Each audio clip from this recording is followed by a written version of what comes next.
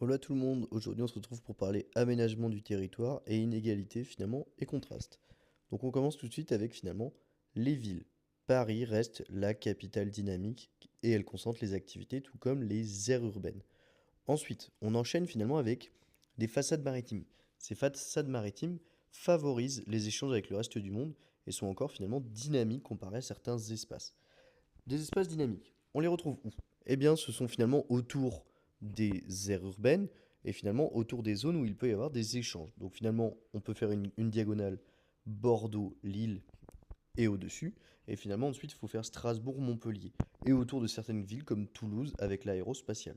Donc ces espaces sont dynamiques et certains espaces vont profiter du fait d'être proches d'une frontière pour avoir des échanges avec les pays voisins et les pays européens. Donc on peut penser avec la frontière belge, la frontière avec l'Allemagne, on a finalement des espaces qui sont dynamiques. Ensuite, toujours cette diagonale des faibles densités.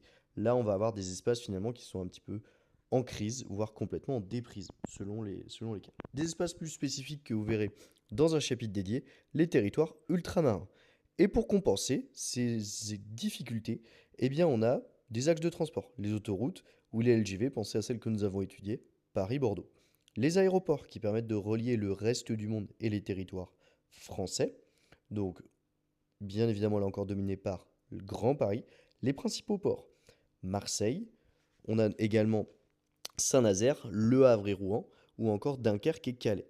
Donc ça reste des espaces qui permettent de relier et d'échanger avec le reste du monde. Il existe également des politiques spéciales. On va avoir les zones de revitalisation rurale qui sont aujourd'hui en fait les ZFRR, et en même temps les politiques urbaines avec les quartiers prioritaires.